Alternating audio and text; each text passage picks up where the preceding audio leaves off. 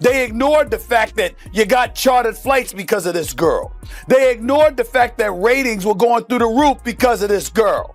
Instead, they resented it because they said, yo, we were doing stuff long before Caitlin Clark got here, and y'all wasn't paying attention then. But now the young white girl comes along and y'all want to sit up there and shower all of this praise and all of this attention that was earned before she ever came along. The resentment is understandable, but it's not about Caitlin Clark. It's about what she represents. My point is, grow up. What if the biggest threat to a sports revolution came not from the outside, but from the jealousy simmering within? The WNBA is exploding in popularity, but a bitter rivalry is threatening to tear it all down from the inside, and Angel Reese is standing right at the center of the storm. Let's find out what the rest of the WNBA is going to do in terms of popularity. Yep. You've been saying up and down that, whether tacitly or directly, that, she's getting too much shine, even though we respect and what have you. We deserve our shine. Well, now's a perfect opportunity for you to prove that. If not, acknowledge her impact on the financial aspects that she brings to the table, adopt the mentality that a rising tide lifts all boats, and learn to have an elevated level of appreciation for what she has brought to the game and assist her in making the league even more profitable. It all ignited on the biggest stage of college basketball. During the 2023 NCAA Championship, Angel Reese didn't just beat Caitlin Clark, she made a point to humiliate her. The now infamous "you can't see me" taunt wasn't just a celebration, it was a deliberate act of disrespect that drew a clear line in the sand. She followed Clark around the court, ensuring the cameras captured her mocking gesture. This wasn't a spontaneous outburst of joy, it was a calculated move that created a villain in the eyes of millions. But you have to be cognizant that no matter how you step out of your house, you are now Angel Reese, and you will always be picked apart, unfortunately. She knows this social media. She is not dumb. She's quite a brilliant young lady. She's very smart, very accomplished. And on top of it all, she is in this age where she does know social media exists, and she has exploited it to her advantage. And so when you take that into consideration, that means you're mindful of the imagery and the perception that you're assisting in creating about yourself. Let's pause here. Caitlin Clark is the player. Instead of showing sportsmanship, Reese immediately went on the defensive, claiming a double standard was at play. She argued that she was just being passionate and competitive, the same way male athletes are. But what she failed to understand was that the issue wasn't her passion. It was the targeted, unsportsmanlike nature of her actions toward a specific rival. It was the first sign that she cared more about her own narrative than the good of the game, a pattern that would only intensify. Faster than Angel Reese's shot selection. Unfortunately, though, the celebration in the WNBA, it was cut short yesterday afternoon as WNBA players learned the harsh lesson: be careful what you wish for. Headline at the New York Post: Caitlin Clark sidelined with Indiana Felines announcing shock injury. Keyword: shock. This injury was shocking, but not for reasons that you may think. Then came the Caitlin Clark effect. When Clark entered the WNBA, she brought a tsunami of attention, money, and media with her. It was a cultural phenomenon the league had never experienced in its nearly 3 decades of existence. Suddenly, games were sold out, media coverage was constant, and the WNBA was the hottest ticket in sports. Arenas that previously saw swaths of empty seats were suddenly packed to the rafters. All of this was happening because of one player. Fanatics also reported a 100% increase in sales for WNBA specific merchandise. It started with Caitlin Clark. And so now that we know all of this, and we've known that for months, now we get to turn around and look and see. The proof was in the numbers, and they were staggering. It wasn't just a small bump in viewership, it was an explosion. 6 different television partners, including major networks like ABC, ESPN, and CBS, all set records for their highest viewed WNBA game ever, and the one common denominator in every single one of those record-shattering broadcasts was Caitlin Clark and the Indiana Fever. The league's ratings weren't just rising, they were being completely rewritten by a rookie. Thanks to Clark, Indiana led the league in attendance both at home and on the road. The Fever averaged 17,035 fans at home and over 15,000 on the road.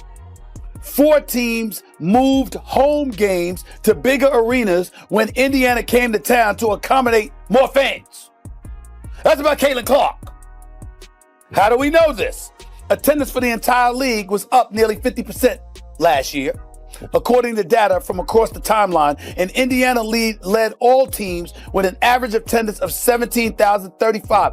That was up 319% from. But inside the league, a dark undercurrent was forming. Clark received a hostile welcome from veteran players, marked by cheap shots and aggressive, dangerous plays that went far beyond typical rookie hazing. The ugliest moment came when Chicago Sky's Chennedy Carter delivered an off-ball blindside hip check that sent Clark flying to the floor before an inbound pass. It was a cowardly act that had nothing to do with basketball. But I'm going to be really, really interested in seeing, Molly, what kind of effect this has on the WNBA's ratings, because if for some reason there is a precipitous drop-off, then everybody needs to stand down and recognize the fact that the speculation or the assertions and assumptions about her being the golden goose is validated. And who was caught on camera celebrating this cheap shot? None other than Angel Reese. As her teammate committed a flagrant foul, Reese was seen jumping up from the bench, clapping and cheering with a wide grin. It was a disgusting display that exposed the true nature of her feelings toward Clark. It wasn't competition, it was personal animosity, and she was proud to show it. You asked me about Caitlin. If you're going to break a record, to me,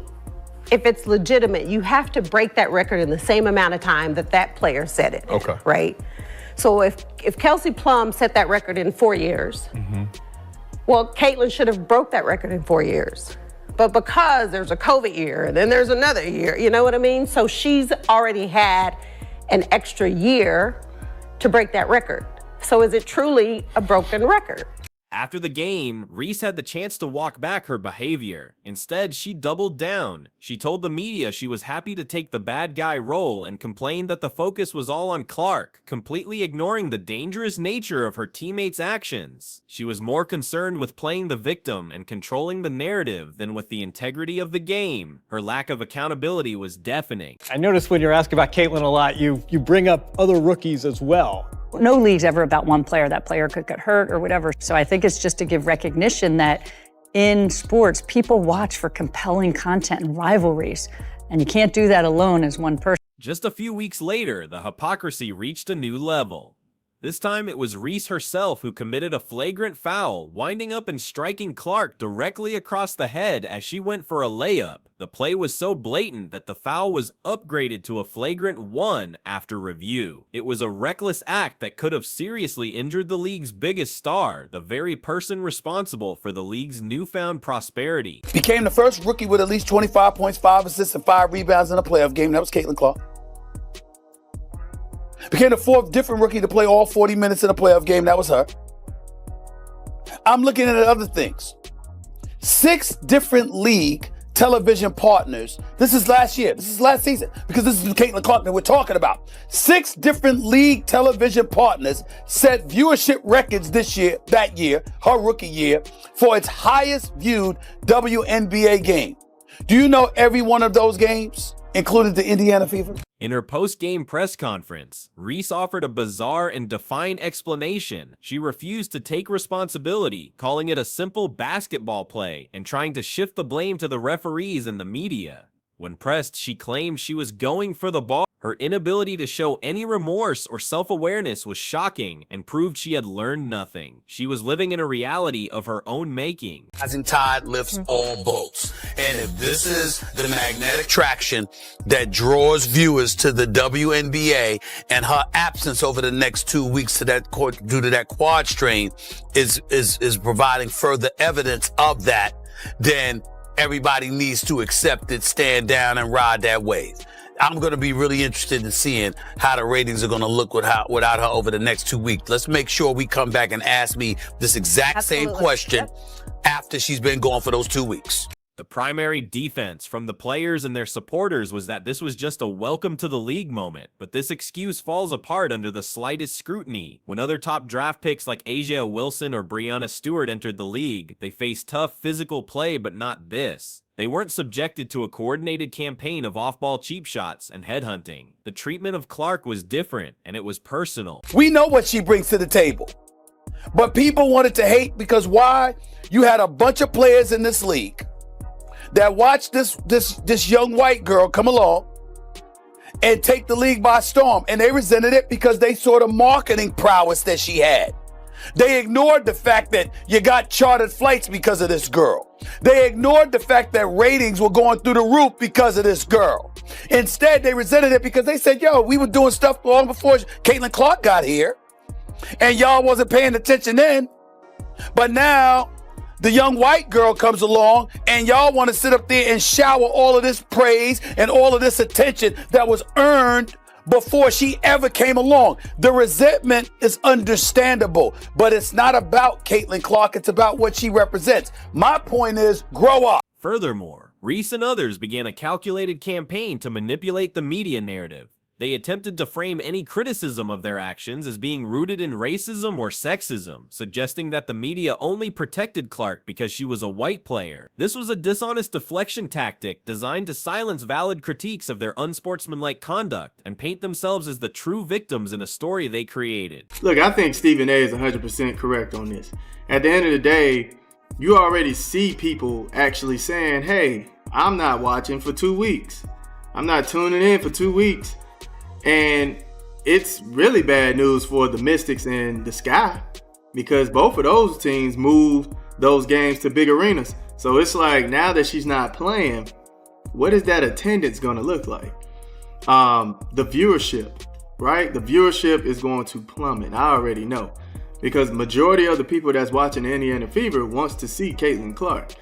And sad to say it, a lot of them only want to see Caitlin Clark. The league's response to all this was just as damning. Initially, Chenny T. Carter wasn't even assessed a flagrant foul in the game. It was only after a massive public outcry that the league upgraded it. Commissioner Kathy Engelbert's statements were weak and non-committal, seemingly afraid of alienating the veteran players who were driving the hostility. This silence and inaction sent a clear message. The league was not prepared to protect its most valuable asset. Everybody was moving Caitlin Clark games to bigger facilities because everyone was selling tickets. There were ratings. It was a ratings bonanza.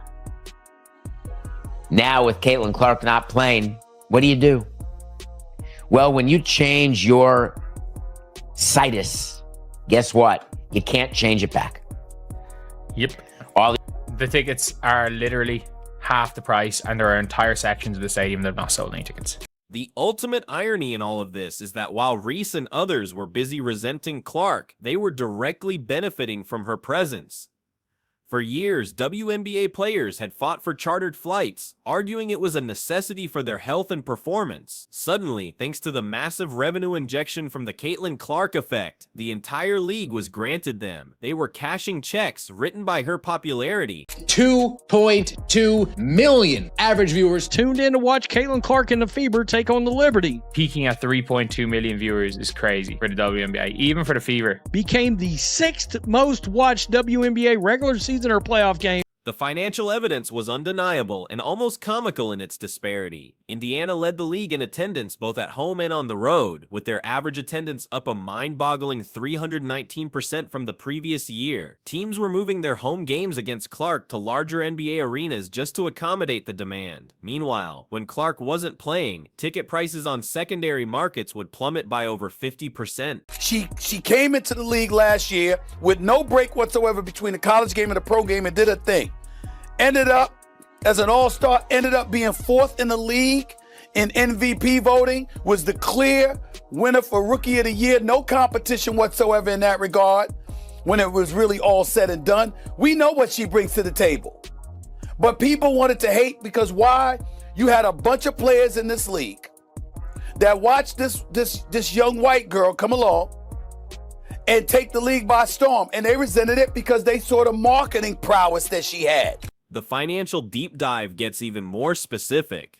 One weekend, a game between the Las Vegas Aces and the New York Liberty, two super teams drew a respectable but modest viewership. The very next day, a game featuring Caitlin Clark's Lessing Indiana Fever drew nearly double that audience on the same network. The numbers don't lie. People weren't tuning in for the WNBA, they were tuning in for Caitlin Clark. Higher television ratings, higher attendance figures. Ladies and gentlemen, that doesn't come courtesy of a league. It comes courtesy of the players that play in the league. And in her case, she was the most popular, which means she could have helped your bottom line, which means you should have seen that from day one and maximized it. But you didn't do it. This frenzy extended to merchandise as well. Fanatics reported that Caitlin Clark's jersey became the top-selling jersey for any athlete in any sport following the draft. She single-handedly drove a 100% increase in WNBA-specific merchandise sales. She wasn't just a player, she was an entire economic engine, and the other players were acting like they wanted to sabotage the factory. Yet the league and many of its players seemed content to let their jealousy risk it all. The refusal to properly protect Clark from dangerous plays sent a terrible message that the league was willing to sacrifice its golden goose on the altar of veteran pride. It was a shocking failure of leadership and foresight that left fans and analysts baffled. You literally cannot make this up. When she's not playing, ticket prices, merchandise sales plummet. Viewership declines when she is not suited up in uniform. The numbers do not lie, guys. Caitlin Clark is the biggest box office attraction in the WNBA, period. Facts over feelings. This all stems from a deep-seated resentment that has been simmering for years. Prominent voices like Stephen A. Smith have pointed it out directly. Many veteran players, predominantly black women, watched this young white girl arrive and instantly receive the attention and praise they felt they had earned long ago. Their frustration is understandable, but it's tragically misdirected at Clark herself. I mean, with Caitlin Clark being out of the picture, you know what's already happened in the WNBA? Yeah, that's right. Those ticket prices went way down. And you would think most of the ladies in the league would want to wish Caitlin a very speedy and successful recovery, because without her in that league, it's going back to where it was before she even got drafted to the Indiana. It's clear the animosity isn't just about Caitlin Clark the person, it's about what she represents to them, an outsider who effortlessly captured the spotlight they had fought for their entire careers to get. Instead of embracing the new era and seeing that a rising tide lifts all boats, they chose to resent its face, failing to see she was their best chance at getting the recognition they craved. And when you look at the on-court product, the comparison isn't even close. While Reese has had a solid rookie season, Clark is having a historic one. She became the first rookie ever with at least 25 points, 5 assists, and 5 rebounds in a playoff game, and was the runaway winner for Rookie of the Year. She wasn't just hype, she's a generational talent, proving her worth every single night. This reveals the fatal flaw in the haters' logic. They want the sold-out arenas, the charter flights, and the massive TV deals that Clark brings, but they refuse to support the person responsible for it. They are actively working against their own financial interests out of what appears to be pure ego and jealousy. They are trying to have their cake and eat it too, and the entire league is getting indigestion. The WNBA is now at a critical crossroads. The path to becoming a major profitable sports league has been laid bare for them, paved by the talent and marketability of Caitlin Clark. The only question left is whether players like Angel Reese will learn to ride the wave that is lifting them all to new heights, or if their personal bitterness will be the thing that drags the entire ship down with them.